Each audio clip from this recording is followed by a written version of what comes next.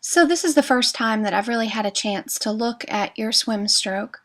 The first things that I really notice are obviously your catch. Here you can see how your elbow is really close to your body, which means you're really not able to grab the water very well. Um, on the left side, that's typically where you're having more of a problem. You're really pushing down straight, but that's because you're breathing to the right. And the first thing I noticed too is that you're breathing late. And when I say that you're breathing late, I just mean that your arm is already pushing down when you're going to breathe. So you can see here where I stop it, your arm's underneath you, but your head is turning to get air. So really you're supporting your breathing with pushing down. Ideally, you're just able to rotate your body and breathe.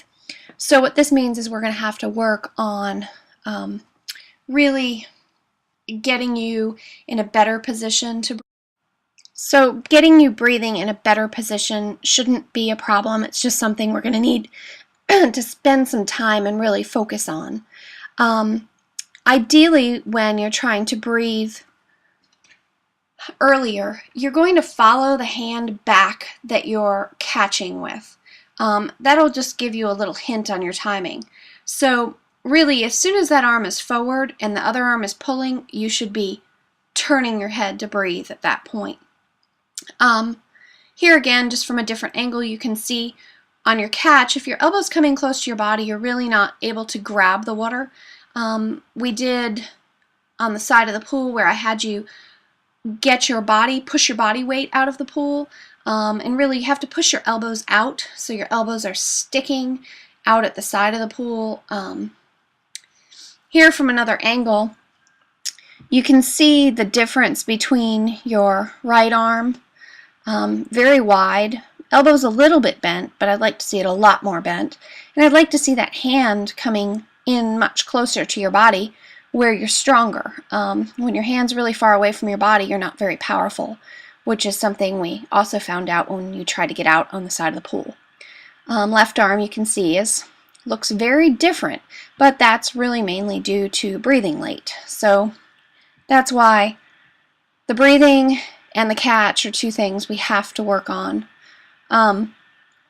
Here I had you use paddles. Normally paddles are used to strengthen. I'm really using them here for technique because I think it allows you to feel the water a lot better.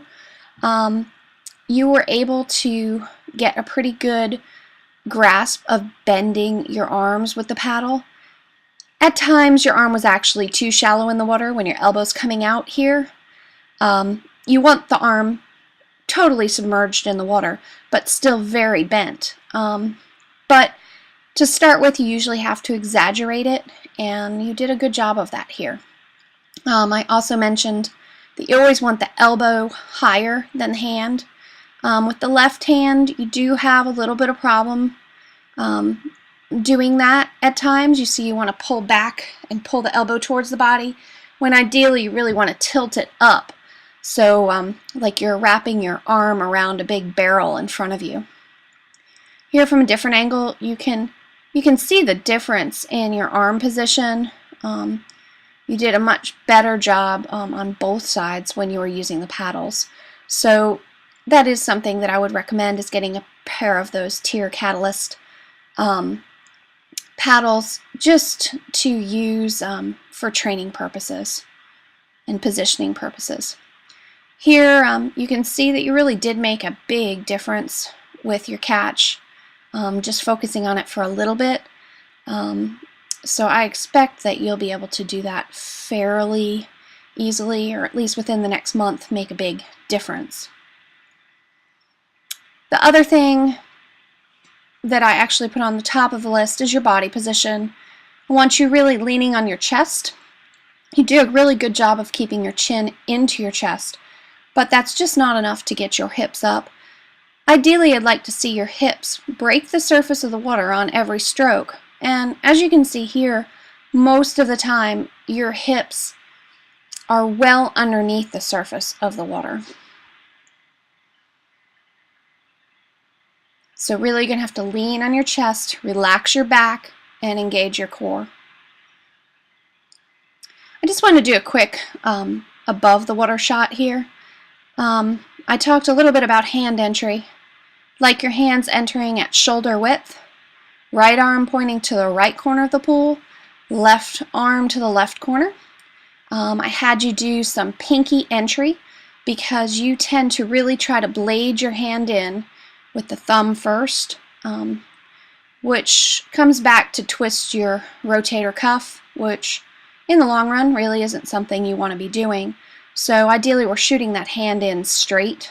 So definitely play with pinky entry a little bit and really shooting those arms forward. But you've got a good high elbow recovery on that, which I like to see.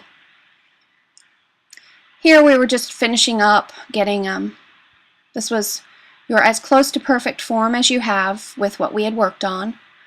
Your kick looks pretty good. I know you're really focused on your catch here.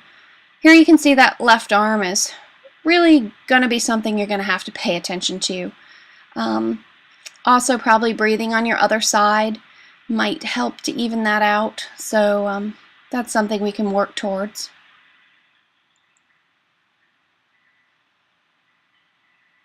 Notice at that point, when you've got the shallower catch, your hips have hit the surface of the water, so that's shallower catch is going to help you with that body position a little bit, but really you've got to lean on your chest and relax those back muscles. Here you can see a difference in the stroke again. Oh, you came wide, but I think then you corrected it. Still a little wide and deep, but something to work on in the future. Hopefully after seeing this, you'll really have a good idea of what you need to do when you go to the pool.